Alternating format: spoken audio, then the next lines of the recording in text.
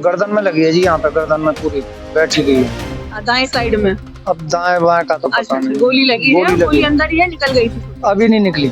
जब नासिर पर गोली चलाई गई उसके बाद वो वहां से भागता हुआ यहाँ से निकला और पूरी गली में मैं आपको बता दूं कि खून के धब्बे पड़े हुए हैं। पूरी गली में आपको खून के धब्बे नजर आ जाएंगे। पूरी गली यहाँ से वहां तक भर गई थी पूरी, खूनम खून हो गया था, बहुत खून।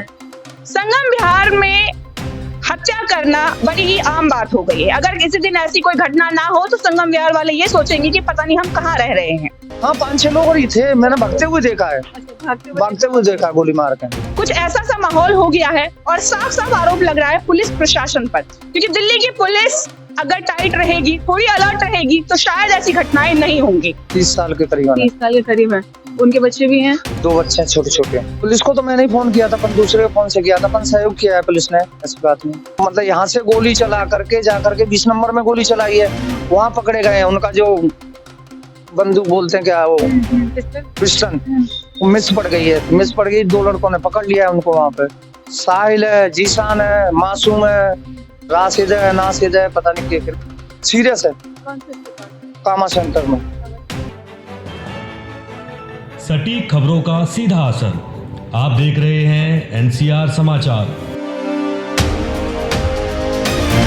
नमस्कार, मैं नमिता चौहान और आप देख रहे हैं एनसीआर समाचार। इस वक्त मैं मौजूद हूँ संगम विहार आई ब्लॉक के 24 नंबर गली में और मैं आपको बता दूं कि दक्षिणी दिल्ली जो है वो अपराधियों का गढ़ बनता जा रहा है। खास तौर पर दक्षिणी दिल्ली की सबसे बड़ी कॉलोनी, दक्षिणी दिल्ली के क्या एशिया की सबसे बड़ी कॉलोनी कही जाने वाली संगम विहार कॉलोनी, संगम विहार क्षेत्र जो है उसमें अपराध लगातार बढ़ता जा रहा है, अपराधियों का स्तर बढ़ता जा रहा है। लेकिन पुलिस प्रशासन, दिल्ली की पुलिस जो लगातार ये कहती हुई नजर आती है कि हमने अपराधियों की नाक में नकेल डाल रखी है, तो इस बात को झूठा साबित करती है संगम विहार में होने वाली रोजाना की घटनाएं। कल बीती रात भी कुछ ऐसा ही हुआ। कल बीती रात एक फायरिंग हुई जिसमें नासिर नाम के युवक, जिसकी उम्र करीबन 30 वर्ष है, उसे गोली लग जाती है। और इस घटना को अंजाम देने वाले इस वारदात में मैं आपको बता दूं करीबन 4 से 5-6 लोग शामिल हैं और जिसमें से 2 लोगों को पुलिस ने गिरफ्तार कर लिया है।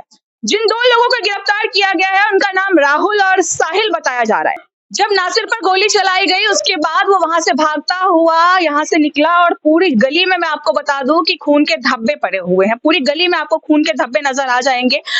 इस गली में जब ये घटना हुई उसके बाद पूरी की पूरी गली में दहशत का माहौल है। संगम विहार वैसे ही दहशत में जी रहा है क्योंकि रोजाना यहाँ पर कोई ना कोई घटना हो ही जाती है। कभी चाकू छुरी चल जाते हैं, कभी फायरिंग हो जाती है, कभी कोई लूटपाट हो जाती है, कभी किसी के साथ यूं ही मारपीट हो जाती है। और ऐसा होता क्यों है वो आज तक किसी के समझ में नहीं आया है। हर बार जब भी सवाल होते हैं तो यही कहा जाता है कि हमें नहीं पता आपसी रंजिश थी या नहीं थी, किसी को कोई पता नहीं चलता है। आपसी कहा सुनी थी या नहीं थी वो भी किसी को कुछ पता नहीं चलता। लेकिन प्रशासन की तरफ से जो बातें कही गई है उसका मतलब साफ साफ यही निकलता है कि आपसी रंजिश थी। आपसी रंजिश की वजह से ही नासिर पर गोली चलाई गई। संगम विहार में हत्या करना बड़ी ही आम बात हो गई है। अगर किसी दिन ऐसी कोई घटना ना हो तो संगम विहार वाले ये सोचेंगे कि पता नहीं हम कहाँ रह रहे हैं।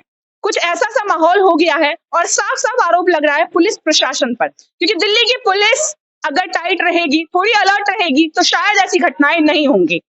दिल्ली की पुलिस अक्सर यही कहती है कि अपराधियों पर उनका पूरी तरह से शिकंजा है, उनके रहते हुए इस क्षेत्र में ऐसी बड़ी वारदातें तो नहीं हो सकती। लेकिन संगम विहार में कल बीती रात करीबन 7 से 8 के बीच में जो वारदात हुई वो कोई छोटी घटना नहीं थी, वो कोई छोटी वारदात नहीं थी, बड़ी वारदात थी। क्योंकि पहले गोली चलाई गई और वो वहां से भागता हुआ गया। उसके बाद जो 2 लोग थे साहिल और राहुल, उनको लोगों ने पकड़ लिया, उनसे पिस्टल छीन ली, उनके साथ मारपीट की, जिसके बाद उन्हें पुलिस प्रशासन के हवाले कर दिया गया। इस वक्त राहुल और साहिल दोनों ही पुलिस प्रशासन की गिरफ्त में हैं और वहीं नासिर जो है उनकी स्थिति ठीक नहीं है, अस्पताल में भर्ती है। पुलिस प्रशासन को यहाँ से खबर दी गई जिसके बाद पुलिस यहाँ पर पहुंचती है। अगर लगातार पुलिस प्रशासन बीट पर रहेगी, अपनी ड्यूटी पर रहेगी, राउंड पर रहेगी तो शायद ऐसी घटनाओं पर थोड़ा बहुत अपना शिकंजा कर पाएगी, कंट्रोल कर पाएगी।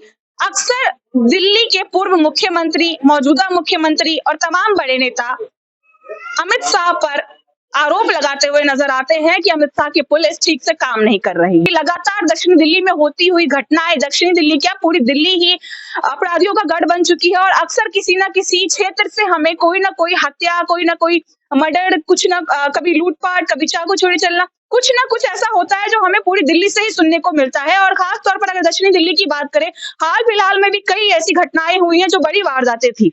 देखिए, इस वक्त नासिर के परिवार के व्यक्ति हमारे साथ हैं, सीधे इनसे बात करते कि आखिर क्या मामला हुआ था, क्योंकि लगातार जो है इस मामले में ये कहा जा रहा है कि गैंग वॉर था और काफी तरीके की बातें की जा रही है। तो सीधे परिवार के लोगों से जानने की कोशिश करते हैं। आप कौन है, मुझे बताएंगे? उनके पिताजी हैं जी। आप नासिर के पिताजी हैं, क्या नाम हुआ आपका? अब्दुल सत्तार। क्या हुआ था कल, बताएंगे?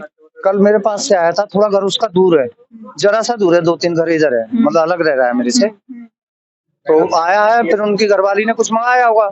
किनकी घरवाली ने? नासिर की घरवाली अच्छा, ने। अच्छा। तो यहाँ दुकान तक आया है, दुकान से ले जा रहा है तो गोली मारी है उसने। गोली मारी है? कहाँ लगी है गोली? गर्दन में लगी है जी, यहाँ पे गर्दन में पूरी बैठी गई है। दाएं साइड में? अब दाएं बाएं का तो पता नहीं। गोली लगी है? गोली अंदर ही है, निकल गई थी? अभी नहीं निकली। गोली निकली नहीं है। फिर मतलब क्या उम्र क्या है उनकी? 30 साल के करीब है। 30 साल के करीब है। उनके बच्चे भी हैं? 2 बच्चे हैं छोटे छोटे। क्या हुआ था, क्यों मारी है गई है गोली? कोई लड़ाई झगड़ा? नहीं, कोई लड़ाई झगड़ा नहीं था उसका। करता ही नहीं लड़ाई झगड़ा, किसी से पूछ लीजिएगा यहाँ से वहाँ तक, करता ही नहीं करता। नहीं।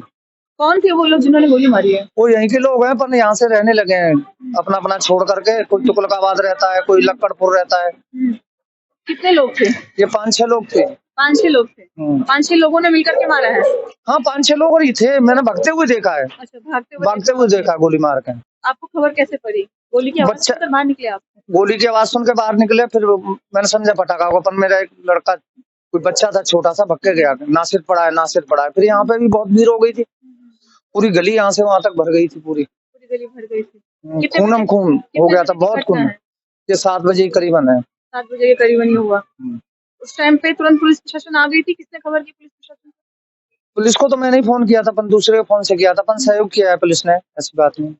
वो लोग कहाँ हैं जिन लोगों ने गोली चलाई थी? 2 तो मतलब यहाँ से गोली चला करके जा करके 20 नंबर में गोली चलाई है, वहां पकड़े गए हैं। उनका जो बंदूक बोलते हैं क्या, वो पिस्टन, वो मिस पड़ गई है।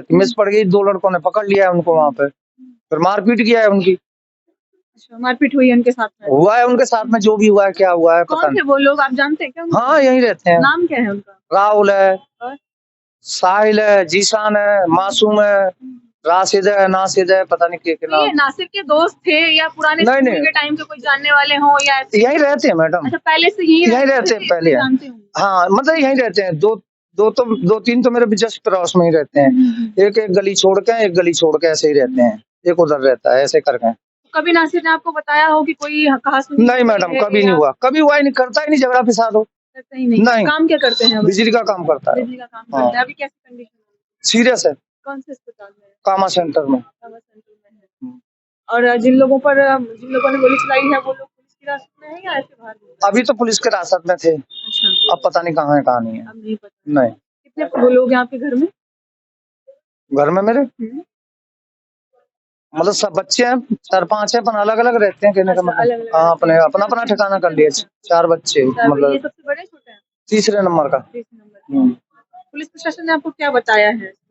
अभी मेरी मुलाकात ना मैडम हुई, मैं मतलब सीरियस, मतलब वहीं हॉस्पिटल में था। हॉस्पिटल से अब बच्चे हैं छोटे छोटे, उनको देखने आया था, उनको चाय पानी नाश्ता करा करके अब फिर जा रहा हूँ उधर हॉस्पिटल।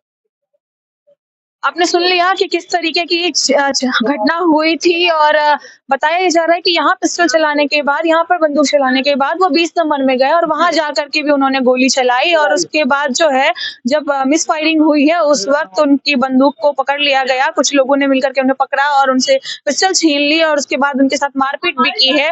और पिता का कहना यह भी है कि जो आरोपी है वो पुलिस की गिरफ्त में थे और अब कहाँ है, क्या है, नहीं है, उन्हें कुछ नहीं पता है। फिलहाल जो नासिर की स्थिति है वो काफी गंभीर बताई जा रही है, क्योंकि गोली निकली या नहीं निकली ये भी इन्हें कंफर्म नहीं हो पा रहा है और इस वक्त जो है वो ट्रॉमा सेंटर में है। स्थिति काफी गंभीर है।